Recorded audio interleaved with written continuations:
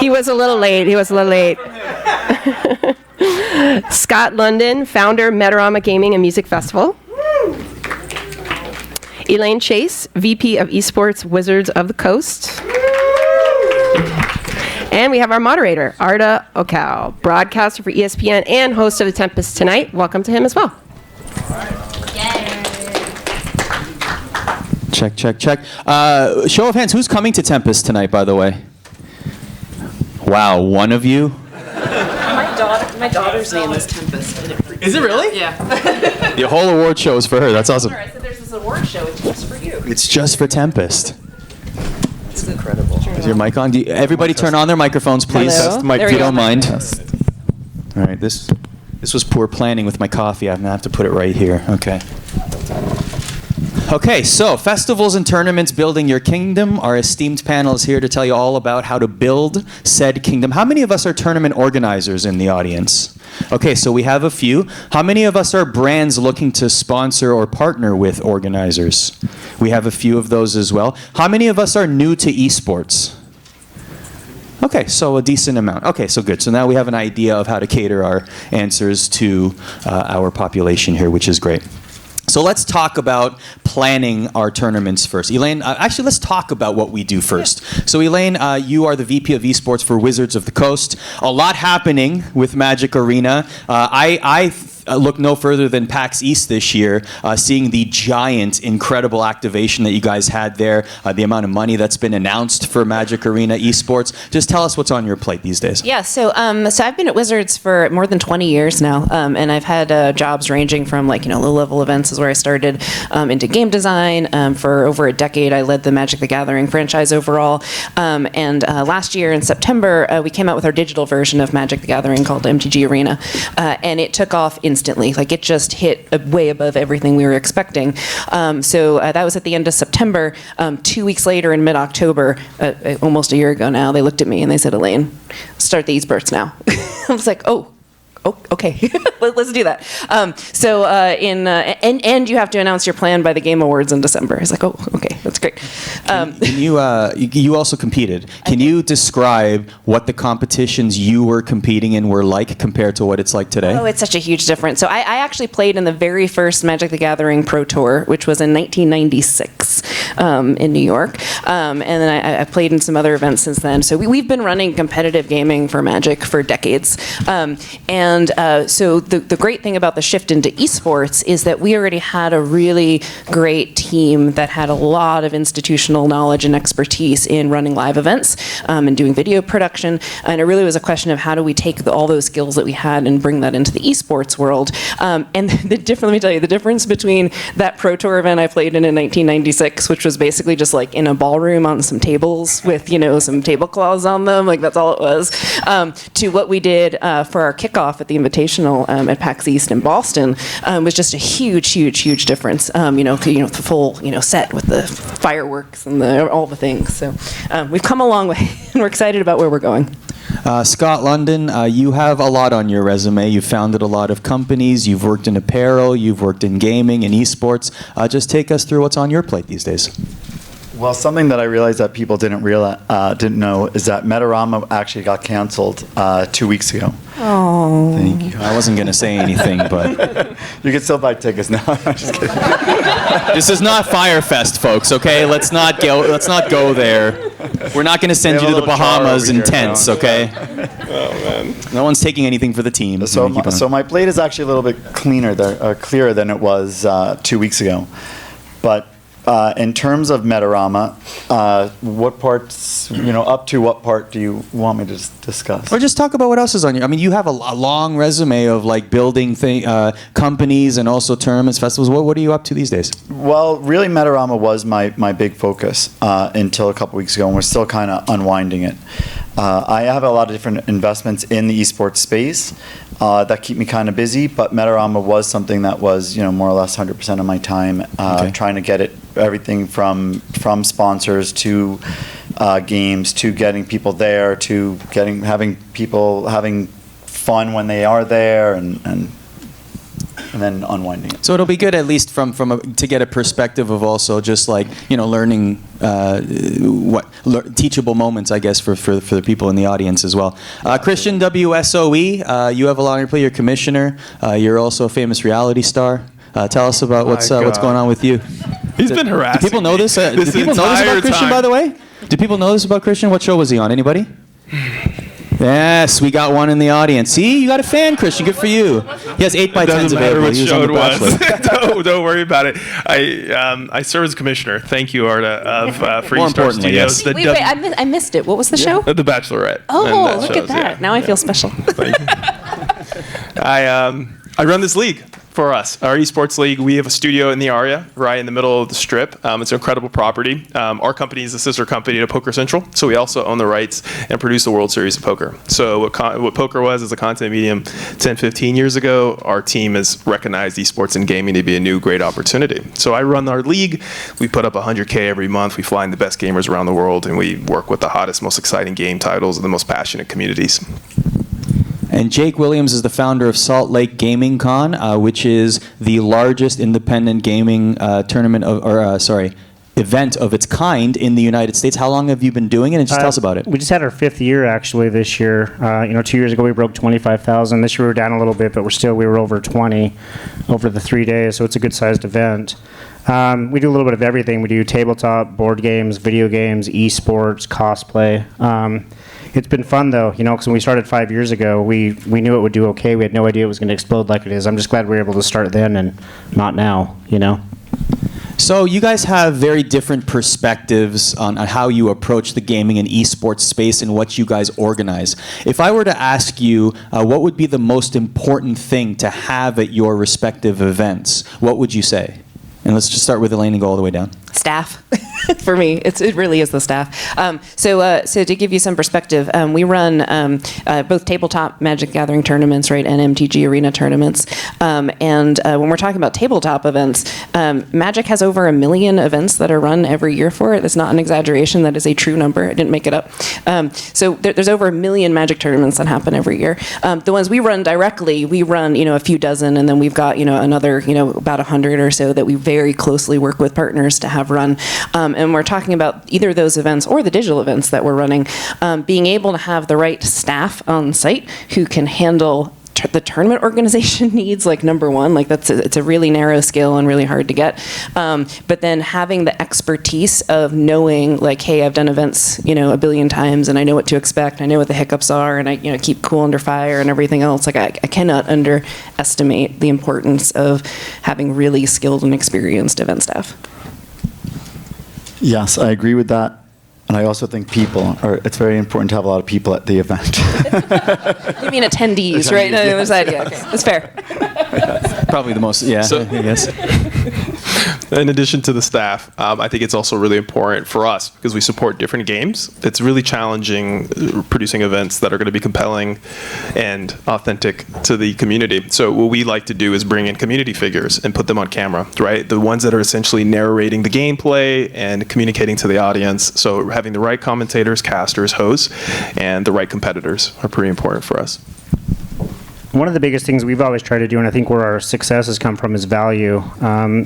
We want to make sure when people show up, we're almost like an amusement park, because someone could show up and, hey, I want to go look at the vendors. Now I'm going to go play pinball. We had like over 70 pinball machines come in this year. I'm going to go play in this tournament. I'm going to go support my friend. I've always been the thing, because we're in the long-term business of this. We're not trying to do a one and out, that as long as people feel like they get their money back, they'll come back every year. And that's why we've seen steady growth for the most part overall, and that's how we grew so fast. So. I want to expand on something Christian said, because I think that's very important. A lot of people in this room might be thinking, I just need to find people with large social media followings or big audiences, and all of a sudden my show is going to be a success. How do you juggle that? And how do you choose the right people with the right audiences at the right price points? How does that work? Yeah, so I think we predominantly creating a product for digital, right? Streaming on Twitch. We just did a broadcast with Blizzard and around WoW Classic for Method. We were live for 8 days straight, 24/7. And we had Team Method in our studio producing an event that peaked at over 350,000 live concurrent viewers just on Twitch alone. So we focus on that product, but then we also cut down our shows for linear and TV distribution. So because of that, that bar. We're always looking for talent that have exceptional on-camera skills, who can communicate with the control room, the directors and producers, and be great on-camera people and talent and representations of our brand, but also that have that game credibility and that knowledge, right? So I think it's tough, but I booked you. So that makes, shockingly, I don't know why, okay. So that's from a digital front. That makes a lot of sense. What about from a geographical standpoint, where you're trying to bring people from the city or even traveling a little bit to your event? How do you choose the right talent such that people will actually show up? And that will advertise it to the right audience, so to speak, because you're more geographical than the entire country. We would do a lot of community outreach. Utah's really weird. I was telling them that Utah's still like 70% Facebook for whatever reason. So we've literally gone through and we'll find all the different Facebook groups. There's a Magic the Gathering group of, in Utah that's like 1,700 players, and popped in one day and started asking questions. What is it? What do you guys want to see? What are you guys looking for events and that? And geographically, where Utah is kind of, Salt Lake City, the closest city is actually Vegas. It's about a 5-hour drive. Denver's about 8.5 hours. Boise's like 5. But we do pull from Southeast Idaho, from West Nevada, from all over the place, because we've given these people a place to come in, and we found kind of like some of the community leaders, the local guys that people know, and people will travel when they start advocating for your event. As long as they feel like they're part of the event and they have a say-so in the event, they'll start advocating for the event, which is bringing in people regionally for us at a very successful rate.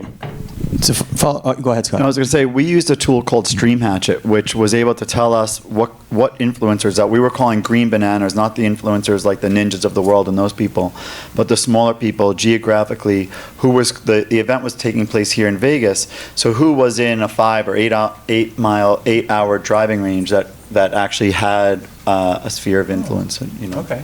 And we've set whether it was 5,000 people, 10,000 people following them or So just to follow up on that, for both of you specifically, because you're putting on events, and even if they're for the Magic events where there is an audience, how much is online advertising important, social media versus putting posters up and billboards? So for us, we're probably 65% online advertising, about 35% otherwise. We'd run billboards, stuff like that throughout the city. I think we had 6 billboards on the major interstates this year. Every time there's like a big event, there's the fighting game guys. You get about 230 players once a month at one of the big bars in town. You win one of the tournaments, you get free tickets to our show. And it's really helped us out that way, getting the locals involved. So we do a lot of that type of stuff. But I also still believe in, flyers, getting stuff in people's hands too, because it's such a cheap way. Online advertising has gotten really pricey the more targeted you get. And so we still do, you can do 30,000 flyers and give some people, go out and put flyers in 10 locations, earn yourself a free ticket. I think we did, 29,000 flyers throughout the city this year. And we saw a very good return, because on the back of them, we actually put a code, and GameStop actually was one of our big sponsors this year. And every time you bought anything at GameStop, any of their 31 locations throughout the area, you got one of our flyers with a code for 10% off for your tickets. And we had a huge response on that. I think that was like 9% of our tickets sold this last year. So for us, for our live events where we're trying to bring an audience in, we're lucky enough that we've got a huge Magic community out there, and we activate our social media network more than anything else when it comes to that. We do pre-event hype. We highlight, who's going to be playing in the event, drive people in. We try to, pull in lots of different kind of play styles and things like that. When it comes to our more digital kind of the kind of spectacle events. There we'll use online advertising to drive viewership, right? So it's really more about activating kind of on-site attendance through social and activating online viewership through paid. How about dealing with brands? How to bring brands into your tournaments and your events. How do you have those conversations, and have they been receptive? Particularly when you get to the larger brands, have they been receptive in the gaming and esports space to partner with your events? You want to go down? Yeah, start with Jake, come down. Because we grew so fast, everybody wants to jump in because people hear the name esports, they think they need to be a part of it. We got a call from Napa Auto Parts one day, and they're like, we want to be a sponsor of your event. Well, what does that mean for you guys, locally? What do you guys want to do? Well, you guys do a lot of cosplay. You guys have people to show up in costumes. So how about if they come in and buy something at our store, and if they put that into their costume, then we'll we'll promote that. You know, we'll give them something. I'm like, do you want to end up a meme online? Do you guys want to be made fun of for that? Because they didn't understand it. They just heard esports and costumes and wanted to get involved somehow. So we were actually able to talk to. We worked out a deal. What would they buy from Napa Auto Parts that they would put into their costume? You know, the spark plug part of my Deadpool like a costume. radiator? You know, Like, what am I putting on my... It was weird because they didn't understand it, you know, but they just knew that they needed to put money into that space. But we were actually able to sit down with them. We worked out a deal where we got some racing wheels from Logitech, and we got some stuff set up, and we actually did a booth where they had a couple of setups, and whoever had set the fastest lap times of the age group throughout the time won like big prizes. And when you did that, they actually won a $10 gift certificate to go in. They had a 31% rate of return, which was the highest advertising they've ever had show up, with people giving out flyers and actually coming into the store. They were ecstatic for it because we just had to tweak it a little bit, because as a brand, Napa's a big brand, but they have no idea in the esports market. We were able to make it work for them. Christian? Yeah, we work with a variety of brands. Dollar Shave Club is a big partner of ours. Progressive, which concerns, quotes are important to them. And then the latest was with and Hershey's, particularly their Icebreakers brand, and they partnered with us in the WoW event. We, created a lot of custom content pieces so that they could be a part of the show. We sent teams around the world to Switzerland, because that's where Methods, they're a big EU-based guild. So we sent teams out to, really to tell their story. So we created a lot of custom content that Icebreakers and Hershey's actually made possible and integrated them in the show with your traditional logo slaps and all of that, but really wanted them to be a part of the narrative. So Dollar Shave Club is a very progressive brand in terms of, like, they often sponsor podcasts and they're always in the new mediums, right? Was there any difference that you noticed dealing with a brand like that versus a Hershey's, which is a more traditional brand? Yeah, look, we had a bathtub on set in studio and had one of our talent in it, For Hershey's? For Dollar Shave Club. Okay, Is it filled with chocolate? Like, where are we going with so this? this guy was, in a bathtub, doing his thing, which is certainly progressive and fun. With the girl in the bathtub shaving her legs. See?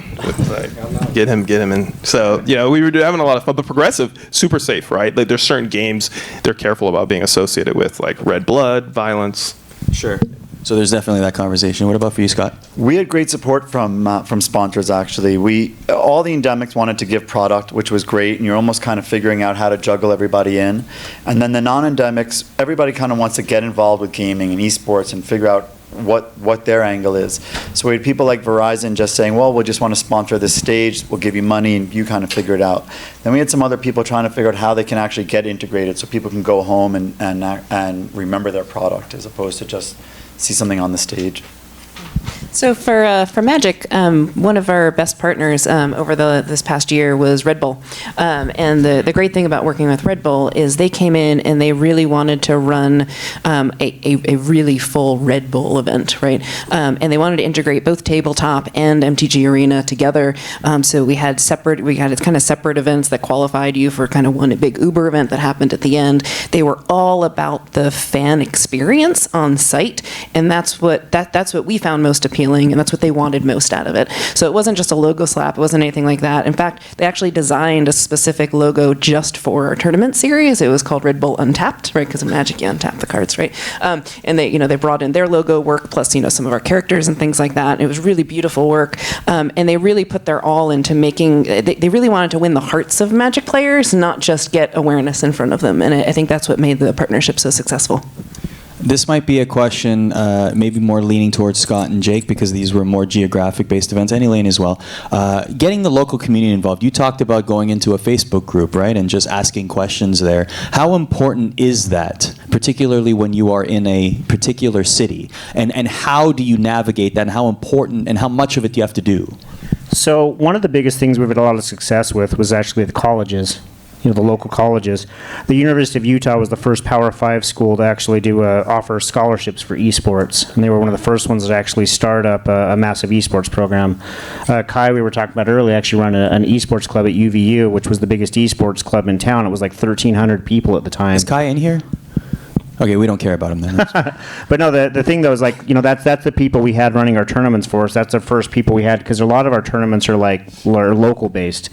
But I was at a restaurant one time and I was just wearing my shirt and the guy's like, "Oh, do you go to Gaming Con?" I'm like, "You could say that, kind of like going out saying what I do, But he's like, "Man, last year I was at the event. I made the top 8 of Smash Brothers and they brought me up on stage and it was on the screen. It was like, and everyone was cheering for me. My name's like, that was the greatest moment of my life." And you've got a guy out there now that, he's telling the other waiters about it. They're around hearing his story. It was like the good thing, because we found a way basically for us that we were giving the local amateur players a chance to shine, a chance to get those things that they're only seeing on Twitch, they're only seeing at places like Evo, and they're eating it up. And that's really helped drive, though, because every time they talk about how good the experience was for them, back to that value thing, they're bringing more people with them the next year. Yeah, the bragging rights are super important. And for us, we had UNLV very involved, and we had a bunch of the high schools that were very involved. And we were a cross-section of music and gaming. So it was more of a lifestyle than actual just tournaments. But it was still very important to create some kind of buzz that people wanted to, want to be there, want to partake in it. And even the gaming part. So more than any prize pool, to be able to say, "Hey, I won this." We did a Smash Brothers event, Smash release event. We had, I think it was like one of the biggest in North America. We had 1,100 people try to show up for it. We had to cut registration at 320 people, just as a free event with the local movie theater in the mall. And we put up a $300 prize for it, just something really, really small. It wasn't the money. People were just showing up to celebrate the game and play. I mean, it was insane, the amount of people. There was a line outside the door for 2 hours just to see the new Smash Brothers game.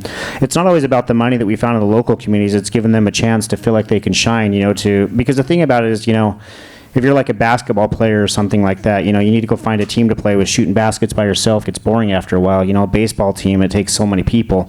Everybody can play at line on home and they can play video games, and while they're not all professional level, most of them think they are, and they want to get that chance to come out and compete. Let's talk live stream. So there's different schools of thought here. A couple of you, obviously, it's paramount for yourself, Elaine, for Christian. I mean, you guys live off of, particularly for your tournaments, the live stream component. For Jake, maybe not as important, but still important. But for those in the audience that are considering bringing live streams into their events, whether they are esports tournaments or conventions or something like that, what are some of the things they have to consider when deciding whether this is necessary for their events? Elaine, you want to start? Yeah, sure. So we approach live streaming differently depending on what kind of event it is and what our goals are for it, right? So when you look at Magic and you look at the difference between tabletop and MTG Arena, we really look at MTG Arena as our spectacle events that are primarily viewership first, right? Like that's what that event is all about. And so for us there, obviously the live streaming is going to be the most important element of what we do.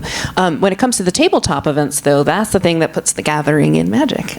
So that is really about coming together face to face with thousands of people at an event, coming together and celebrating Magic and their fandom, right? It's not just about a competition. It's about the competition is there, sure, but then there's also there's cosplayers, there's game shows, there's artist booths, there's we bring in local stores with vendor booths, there's merch sales, there's all these things, and so for that, when you're looking at live streaming those kind of events, we don't make the same kind of spectacle about those as we do, and in fact we're kind of selective on which ones we do because we have so many Magic events throughout the year.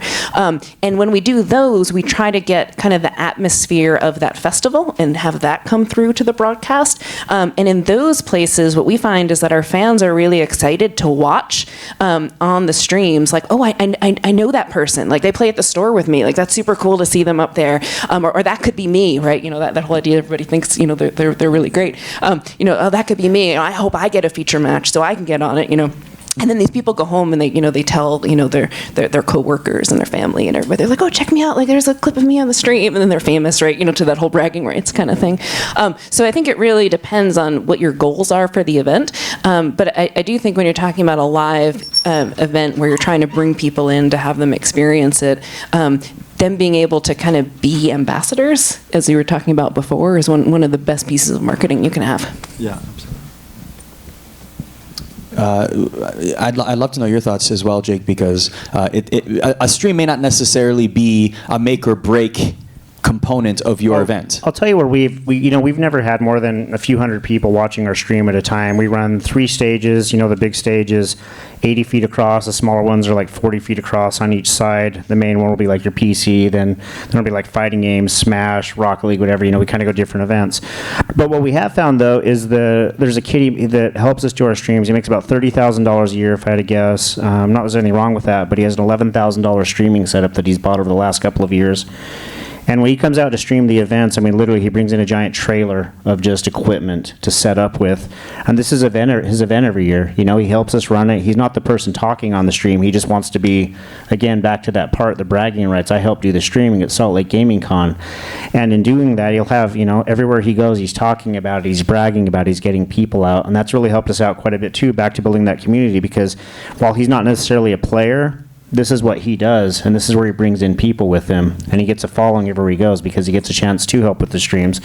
So while we haven't had a lot of online viewership, it's really helped us build the community too, though, with the local casters, the local announcers, and stuff like that. Live streaming to us was super important. We were speaking to everybody from Twitch and Caffeine and Mixer, YouTube, where a normal music festival, if there is a big one like Lollapalooza where you may have 100,000 people a day, you may only have on YouTube streaming a few thousand people watching it because it doesn't really translate. But we thought we were going to have, and we were planning to have, over 1 million people watching the event. We were trying to create entertainment as opposed to competition, so we may have somebody like Dr. Lupo playing League of Legends, which isn't necessarily his game, against some people from Imagine Dragons or something like that. So it was more entertainment, something people wouldn't normally get to see. And the streaming was a big part of it. Yeah. So Christian, streaming is obviously a very big part of your business. At what point, there's an interesting conversation there too, some people might be thinking, well, how do I get placement on Twitch and how do I monetize this? How do I make money off of it? What advice would you give? Yeah, look, there's a process. So when you want to consider streaming, there's a certain responsibility that comes with that, and that starts with a license from the game publisher because you're creating a product and distributing content, and that license will give you the right to do that. Sometimes the license will restrict you, saying you can only go live on Twitch the first 24 hours. So you got to be mindful of that. And the publisher, if you get that license agreement, they can help support. They can help make the introduction to a Twitch manager that can make a front page request so that your stream is up on the front page and the carousel, which will drive viewership and eyeballs for you. So these are some things that are important to be mindful of. Yeah. How about media? How important is media? What kind of media? Does television matter anymore? These are all questions that people ask, right? I want to go. I'm very interested to hear from all of your different perspectives how important bringing reporters and people doing features, etc., is to your respective events. Yeah, honestly, for us bringing media in, we try to take more of the local competitor angle than anything else when we do that. So our events are global, right? Where Magic is in over 70 different countries, and our competitions are truly global competitions.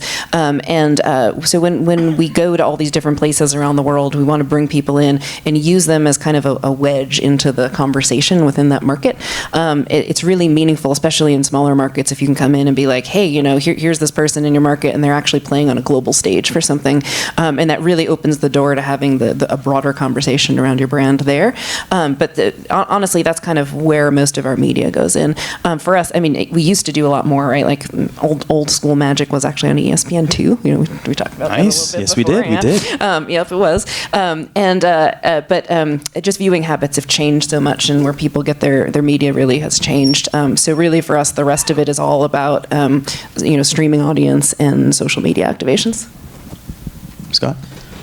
We never got to the point of knowing how important it was during the event or after the event, but certainly leading up to the event, it's very important. All sorts of marketing, anything that you can use to drive. One thing I found interesting was just the announcement of Metarama, though. That made the rounds, right? So, was that an organic thing, or was It really was organic, and it was from the non-endemic media. We didn't, you guys didn't necessarily pick it up until we actually made a phone call, but the Wall Street Journal picked it up and Forbes picked it up, and it was all over the place because esports is such a buzzword, so people really wanted to kind of figure out to see what was going on and write about it. Yeah, write about it or interviews, everything. It was very popular. What about for you, Christian? When you put events regularly in Vegas every month, what kind of media is important to you? Yeah, we're rep by Kimber Lesnick out of a PR firm out of Chicago, who works with us pitching our stories. And I think and I say stories because that's important. In esports, there's a lot of press releases and news. Everybody wants coverage. Everybody wants coverage of their events. Please cover us. Please cover us. And I think we've learned that the outlets are looking to actually tell compelling stories and share some information, and you got to find a way to tie into something that makes sense for them too. It's not always just about the event. So you got to kind of think deep into like the personalities, what's your messaging, what are you really doing? Yeah, that's exactly why we take that local player angle. You know, for us, the local media loves us. We do all the news channels 2, 4, 5, 13. Fox, I was going to say, I think like the local television is most important to you, right? To get like the local Salt Lake City lifestyle hosts, yeah, etc. we can get, we'll do like the noon news, stuff like that. If we have a big announcement, Channel 4, like, hey, come on and talk about it.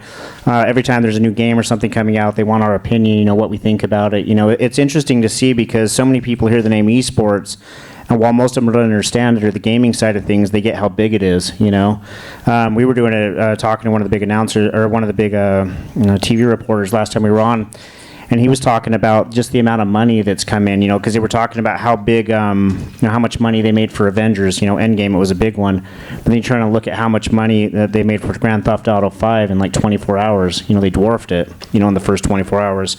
And so when they see that, they get it, but a lot of them still aren't educated on it. So every time we get to come on and be the expert, but when they also come out to the event, we've got news reporters, playing in tournaments, and they highlight it and talk about how they do. We've got them playing pinball, we've been doing all kinds of stuff. They love the event because it's something family friendly that people like. Just to riff off of that a minute, definitely one of the things that I've seen is that more and more esports is becoming the public face of the gaming industry, right? Like games have been games, right? And like, there's the stereotypes of, who plays games and who, why and whatever else. But when you have these events that are happening, you have these competitions that are happening, now it's not just, oh, why are you wasting your time in front of the computer playing your Xbox? Instead it's like, oh, look, you're going to this thing, you're competing, you have all, the social, skills and benefits that sports, do and everything else. And it becomes this really it's a flashpoint way that the media and the kind of broader conversation outside of our industry gets to look in. Quick question for Elaine, if you don't mind, Arda. Go ahead. Sure. Do my job for me. That's awesome. How concerned are you about controlling the message and narrative around your events? Are you worried about that, like PR running with what Magic is or what your events are? No, because I think it's because we've cultivated a really good sense of what Magic has turned into over the years, right? So for us, like Wizards of the Coast, we're a wholly owned subsidiary of Hasbro, for example, and Hasbro's been very much, over the last number of years, evolving from, what they used to be, which was a toy and game company, and into a much broader entertainment company.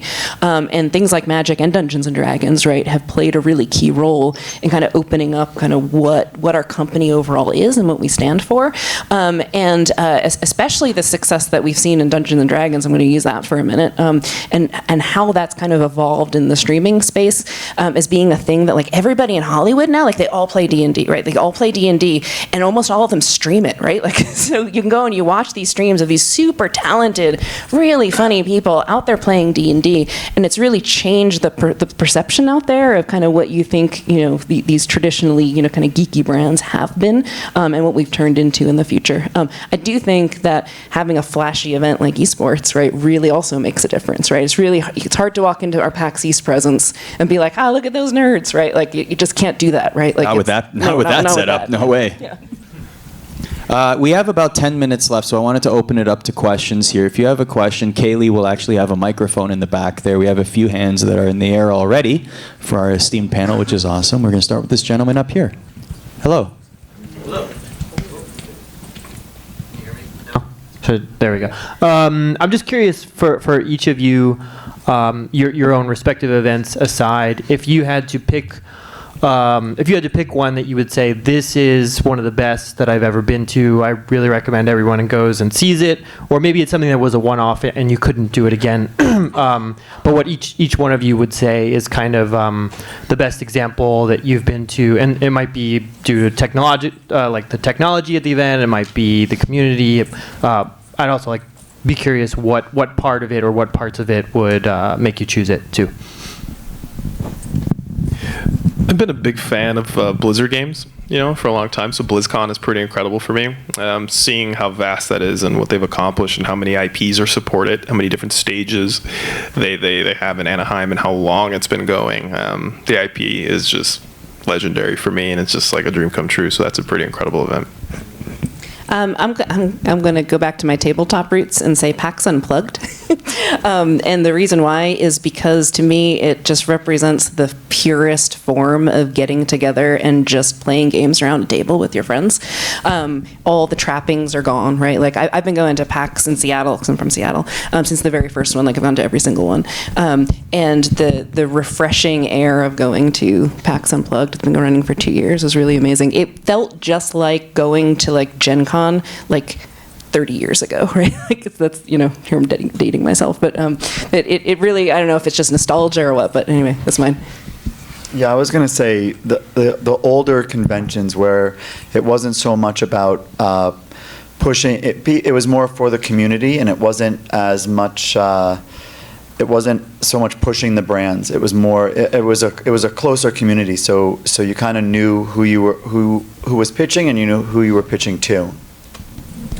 I'm going to go back to kind of the tabletop thing. I've always been a huge fan of Gen Con. If anyone's ever been to Gen Con, it's a more tabletop board game. It's 80,000 people. It's so big, they filled the whole convention center. Now they've spilled over into Lucas Oil Stadium. It's huge now. It's gigantic. There's not a hotel that you can go to that isn't running games because there's no space anymore. You can be a block away and they're running such and such games. There's no space. And I'm in the business of selling tickets, right? That's what my focus is. And you were doing 80, 90,000 unique tickets a show. That's pretty impressive, especially to see the whole way that city and state comes together to put that on. That's impressive.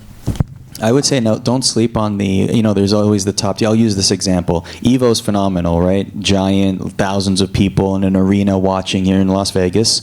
But the next week, and Super Smash Brothers was the main event of EVO this year. The next week there was an event in Virginia, Super Smash Con. And to be honest with you, we covered both events, and I had just as much fun at Super Smash Con for different reasons. Like there were a lot of the same faces, but there was a different vibe to it, So I wouldn't sleep on the mid-level to top level, just below elite level tier events for whatever game that you're a fan of, esports wise. Who has another? What's our next question? We had a few hands here in the back there. We have time for about 2 or 3 more. Go ahead. You can. I'll No, you're already there. Okay, never mind. He thought about it the last minute. He's like, nah, it's okay. Yeah. How altruistic of you, sir. Well, and she doesn't want me to ask this question, but Scott, about a third of us in this audience, we're tournament organizers, and so we only have one question. What happened? What happened? Good question. We're going to need to roll back the clock a little bit. We just didn't really see the support from the consumer. I think that, we got great media support and sponsorship support and industry support, but the consumer just wasn't there. I think it was a bunch of different ingredients that made that it didn't work. There wasn't one specific thing. I think the crowd is a lot younger than we all want to kind of believe. And we saw like the demographic of ticket buyers were 35-year-old women, it seemed like that the mothers were buying. I bought them. You did? Yeah. Did you buy for yourself or did you buy for your children? Yeah, my children. Right. And we saw a lot of... If you didn't see that, she was pointing to the guy. Nicely done. And we saw a lot of people abandon the cart, so thinking that the kid probably didn't have a credit card to actually go through with the purchase. But I think being in a market where you don't have to travel to, the event was supposed to be in Las Vegas next month, also kind of hurt a little bit being in Las Vegas. But it was a mixture of a bunch of different things. Next question, hand raised. There's a gentleman over there. Really making Kaylee get her steps in today. Exercise, working out today. Thanks, Kaylee. Hey, my name is Lauren. I'm with the Tourism Economic Development arm for the city of Raleigh. So I'm with Visit Raleigh. And up until about 30 seconds ago, Jake was the first one to mention working in partnership with destinations and cities. So my question to the panel is, are you doing it? If not, why? But if you are, nobody really touched on it. You talked about media outreach and advertising, but there's... So Go ahead. There's an event center in town. It's the Maverick Center. It's an 11,000 person arena. It's not where the Jazz play. It's a 19,000. This is an 11,000 person arena. And I get a call from them because it's owned by the city, West Valley City, and I get a call from them about 3 months ago, and they go, "Hey, we understand you do Gaming Con." Okay. "We want to do one." "Well, what does that mean exactly?" "Well, we want to do a Gaming Con because other people are doing Gaming Cons too."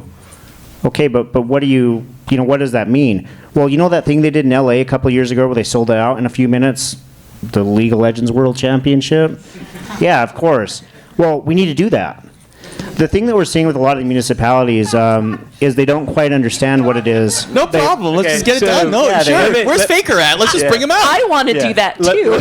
Let me give you a full disclosure here. I'm not with the municipality. I'm with the Tourism Economic Development arm that is funded through lodging tax and food and beverage prepared tax. But- I'm not an employee of the city. But what I was going to say, though, is it's been interesting to see a lot of people don't quite understand the space, feeling like they need to be in the space, but not understanding what the space is. But on the flip side of it, for us this year, we moved convention centers because Visit Salt Lake, actually, we're not a convention anymore. Right. We're a sporting organization because we have esports athletes coming in. Right. To get the big discounts, they wanted to see 30% of people traveling in from out of state, which is hard for a regional event. However, because we were a sporting event, we only had to show 500 people coming in and traveling for more than 2 hours away to compete in the events. And they gave us like 60% off of the venue rental this year because of that. It's changing, but it's again, what we're seeing is a lot of people in the government, they don't quite understand what they're asking, what they want to do. But they're thinking that they need to be jumping into the market because they feel like they're missing out on something that others are doing. Yeah. Comments from other? Yeah, I think I've had good conversations with tourism boards and partners around the country that have been very supportive and at least welcoming of trying to provide some support, whether or not it's venue space, hotel room blocks, an initial credit that can be earned back against the hospitality fee or the tourism rate against hotel room bookings, things like that. So I think it's about finding the right partner, the right time of the year, based on how busy they are and what makes sense as well. You guys can definitely continue that conversation. We only have a couple minutes, and there's one last question out there. Hi, thank you. I'm Jennifer with Beasley XP, and we're evaluating partnerships right now, and I'd love to know, we're a media outlet and evaluating tournament partnerships. I'd love to know your thoughts on what you think the biggest drivers of engagement is. I mean, I would imagine that it's beyond just the prize pool. What is the biggest engagement factor for consumers to get people to register and participate? That's a good question. Is it money? Is it influencers? Is it names? What is it? For us, it really is the Onsite Experience and what you can do there. Mostly Magic players go to Magic events because they want to play Magic, right? Like that's the biggest thing. But we found that trying to go out there and appeal to a much broader festival kind of feel, it's more than just showing up and being like, okay, your round 2 opponent is this person, like go sit down, and making it much more of kind of a celebration that's happening. That's the thing that brings people in. So for example, we just had once a year we have a big event that happens in Las Vegas. It's part of our Grand Prix circuit, and it's one of our highest attended events of the year. We routinely get in order of 10,000 people or so showing up to come in and play Magic. And so this past year, we tried something new, and we told our fans, hey, we're going to set up an area not for you to compete. We're going to set up an area that's specifically for people to play a more social format that's called Commander. And we're just going to set up this area. There's not going to be any formal competition, but there's going to be like a dedicated area. You're going to have a little bit of swag, but nothing much, right? But it's really just dedicated staff and a white glove kind of experience. We're going to have celebrities in there, but when I say celebrities, most of them were game design folks or community players, right? Who everyone knew, who created content and things like that. They came in, and so we sold these passes for $100 a pass. And again, no competition, no prizes, no nothing. We sold out of 1,000 of those passes. Wow. I mean, just to show you, right? So people are eager to have these experiences to come. It isn't prize pool. It isn't fancy celebrities, right? They want to do the thing, and they want to just have that time to hang out. Last thought for Jake. And to touch on that really quick too, a couple of years ago, about 3 years ago, another company tried to come in and they tried to put up a big Smash Brothers tournament, and they put a $100,000 prize pool at the Utah Jazz Arena, and they thought if they just throw $100,000 up, people were just going to flock all over the nation. They flew in a bunch of pros. They tried to get out. They sold 580 tickets for a 3-day event in a 20,000 person NBA arena. It's the smallest event that arena's ever held. And at that point, you realize that, people don't want to sit, you go to the Super Bowl, it's like, 5-6 hours, to be at the Super Bowl, you're in and out. People don't want to sit in a hard plastic chair for 3 days straight. They want to find other ways to be entertained. They want to find other things in the festival part. I think it's a lot of our success is if we just threw just tournaments only, I don't think we'd have nearly the success we'd have. It's more about building a full event that people want to keep coming to. I think one word, it's community. I think you hear it in some of the answers. He's referenced it he's built that in his community, in his market, and that's what it's about. If you can build a community, they will get involved. Yeah, and the experience, like Elaine said, give people the experience. Well, this has been a great experience. Thank you very much for joining us. A round of applause for our esteemed panel. And thank you, Kaylee, for the questions. Have a great rest of the conference.